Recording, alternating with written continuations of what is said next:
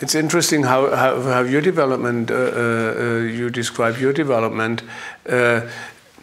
It's as if we would come from another part of the polarity or so. It's experienced with me. I was more from this so, and then I was, oh God, finally, and so. But then also I wanted to have both parts always, and so it was. But maybe I could really reconfirm whenever I had experiences with you and exchange as a friend, also as a colleague and working together, you're really good in that. You're really so good in it. And so it's clear. And therefore, I think, but that is also in a sense what I experienced with him, that he encouraged all the different people, do it your way. Do it in my way. Do it in your way. Yeah. And so I was, in a sense, I had this feeling, okay, I do it differently from him. I think I take these concepts and things like that. But nevertheless, I felt, in a sense, entitled even and encouraged to do it in my way. And my way, what brought me into a more congruent state and in my strength was to have both things together, and that's also well then, so that the development is different than from himself compared to himself. Yeah, I mean, I didn't think at the time that I was not being fully true to myself, but I think in retrospect that I mean, it was such a credible thing to go into that state, and people think, oh wow, you're just incredible. And I think I used it to hide my own insecurities, and sort of understandable for a young person.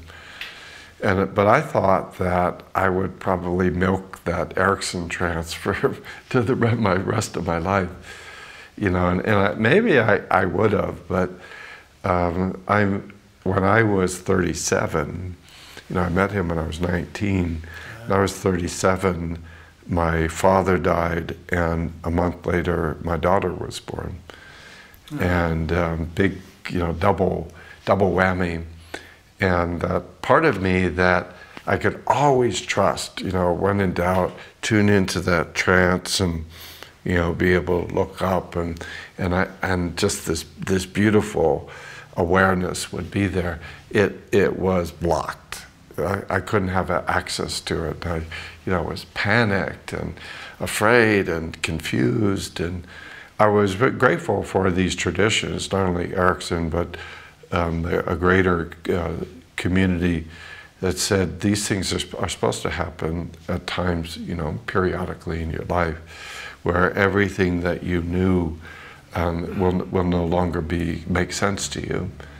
And I finally, after some, I don't know, weeks, maybe months of really being upset about it, said, okay, I have to listen. And that's where my identification as an Ericksonian pretty much ended, you know. I to this day acknowledge him almost every day, you know, as one of my, I've had a number of really good teachers, but I always think of him as probably the most significant. But at that time, so this was 25 years ago, getting old, and I couldn't do just straightforward trance anymore. And so I started to develop this self-relation stuff that then has turned in the last 10 years, the generative self stuff and generative change, which had these three main shifts. One was this question of what is the unconscious? And it was too ethereal. It was like the unconscious is this abstract thing. I was doing a lot of Aikido, martial arts at the time. I started to feel the somatic base for the unconscious, all these different energies and feelings that were happening in the body. And so it began to lead to these questions, sort of like the focusing questions of Genlin. Where do you feel that in your body? And then starting conversations with the problem as it was located in body energies and so forth and so on. and this sense of where is the unconscious? And again, from Aikido and having more of an interest in not getting lost in an inner trance that was disconnected from the external reality, so to have this sense that, well, maybe the creative unconscious is here, and that we can, when we go away from the outer world, we actually go away from some of the most important versions of the creative unconscious. So started getting into this idea of the creative field, you know, around me, between you and me, and that hypnotic trance was too restrictive in saying to feel the creativity, you have to go away, you have to close your eyes and go away from the world. And then the sense that the creativity is not in the unconscious, something that we've talked about, but it's really in this combination. So this conversation here became so important. And I think that's where I started shifting into, you could call it a neo-Ericksonian approach, or you could say, well, it was just the next generation.